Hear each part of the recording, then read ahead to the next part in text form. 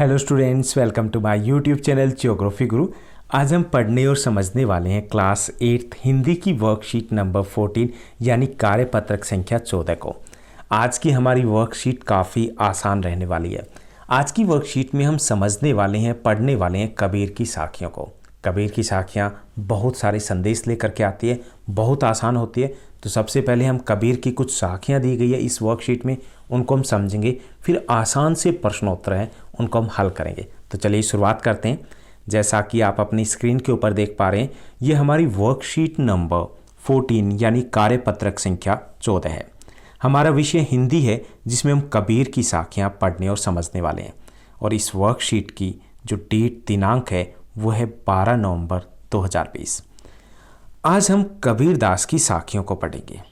साखी जो शब्द है वो साक्षी शब्द से बना है। साक्षी मतलब सामने, यानी कबीर की जो साखियाँ हैं वो उन्होंने वो सब कुछ लिखा है जो उनके सामने था, जो उन्होंने देखा था, जो उन्होंने महसूस किया था, इसलिए इनको साखी कहा जाता है।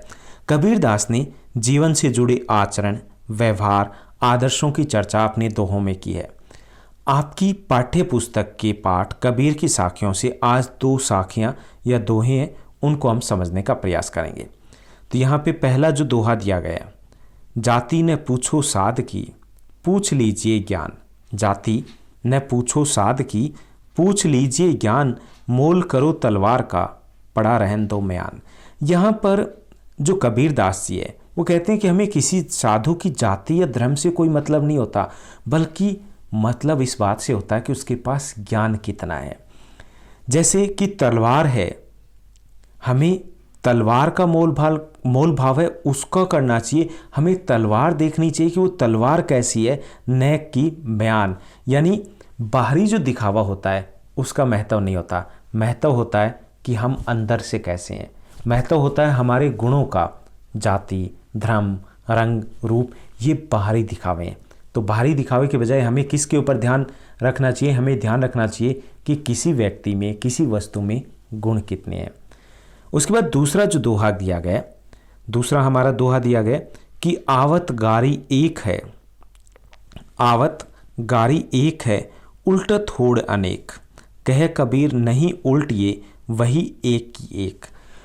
यहाँ पे कबीरदास जी कहते हैं कि कोई अगर आपको अपशब्द बोलता है उसको उल्टना नहीं चाहिए, उसका उल्टा जवाब नहीं देना चाहिए, क्योंकि जब हम उल्टा जवाब देते हैं तो एक जो अपशब्द है वो अनेक में बदल जाता है। क्योंकि आपने दूसरा बोला, उसके बाद तीसरा, उसके बाद चौथा, उसके बाद पांचवा, ऐसे बढ़ते जाते हैं अपशब्द। अगर हम उसका जवाब नहीं देते, क्योंकि कोई वस्तु आपको दे रहा है, आपने नहीं ली तो किसके पास रहेगी? उसी के पास रहेगी जो दे रहा है आपको। तो ऐसे ही अगर हम जवाब नहीं देते तो गाली, वो अपशब्द उसी व्यक्ति के पास रह जाता है। दूसरा ये कि अगर हम उल्टा जवाब देते हैं तो इससे वाद विवाद बढ़ता है, इससे मन की शांति छिन जाती है। हम अपना नुकसान क्यों करें? ये जो कुछ लोग परेशान होते हैं अपने परिवार में, अपनी ज़िंदगी से, तो वो ऐसे ही अपशब्दों का ढेर लिए घूमते हैं। और अगर हम उनसे वो अपशब्द ले लेते हैं तो ढेर हमारे पास छोड़ जाते हैं, और जब ढेर हमारे पास रहेगा तो हमारे मन की शांति चली जाती है। इसलिए कबीरदास जी कहते हैं कि अगर कोई आपको अपशब्द देता है, गाली देता है, तो हमें उसका जवाब नहीं देना चाहिए, क्योंकि अगर हम जवाब नहीं देते तो वो उसी के पास रह जाती है। और दूसरा, हमारी मन की शांति है वो वहीं की वहीं रहती है, छीन नहीं पाती, बल्कि दूसरे की शांति है वो ज़्यादा भंग होती है, क्योंकि उसे लगता है कि इसने जवाब क्यों नहीं दिया। तो ये दो आसान से बेहद इम्पोर्टेंट दोहे थे, जिसमें हमने समझा कि ज्ञान का महत्व है न कि दिखावे का, और दूसरे दोहे में समझा कि हमें अपना व्यवहार है वो दूसरे के अनुसार नहीं बदलना चाहिए। हम जैसे हैं वैसे रहें, और जब हम जैसे हैं वैसे रहेंगे तो दूसरों का व्यवहार हमें नहीं बदल पाएगा। अब हम प्रश्नोत्तर की तरफ बढ़ते हैं। आज की इस वर्कशीट में 4 आसान से प्रश्न दिए गए। पहला जो प्रश्न दिया गया कि तलवार का महत्व होता है, म्यान का नहीं। उक्त उदाहरण से कबीर क्या कहना चाहते हैं? तो कबीरदास जी यह कहना चाहते हैं कि असली चीज़ की कदर की जानी चाहिए। दिखावटी वस्तु का कोई महत्व नहीं होता। इसी प्रकार किसी व्यक्ति की पहचान अथवा उसका मोल उसकी काबिलियत के अनुसार तय होता है, न कि उसके कुल, जाति या धर्म से।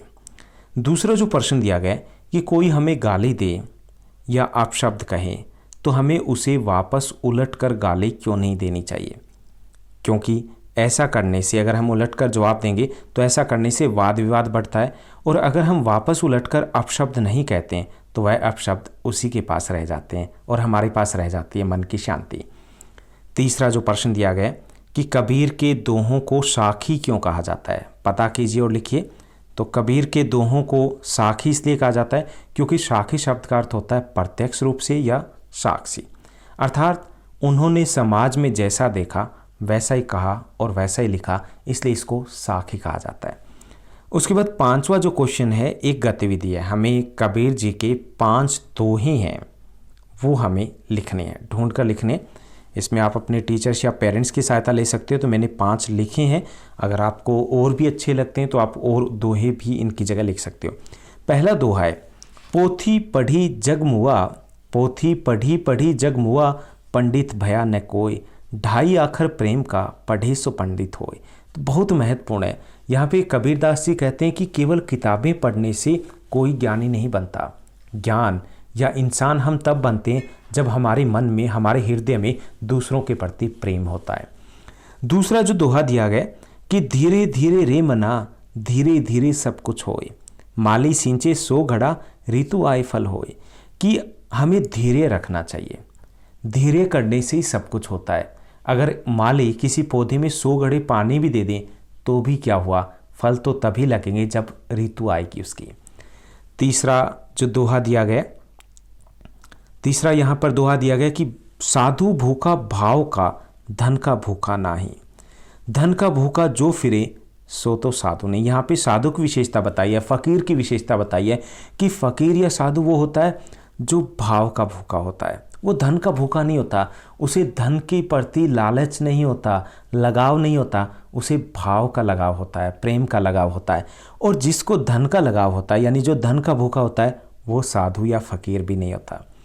चौथा जो दोहा दिया गया कि जब मैं था तब हरी नहीं, अब हरी है मैं नहीं, प्रेम गली अति सांकरी, जामे दो न समाही।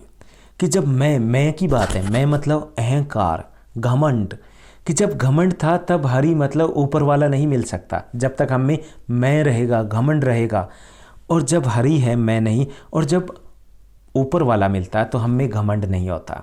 यानी जब घमंड होता तो ऊपर वाला नहीं मिल सकता, जब ऊपर वाला मिलता है, हमें ज्ञान मिल जाता है, तब घमंड नहीं होता।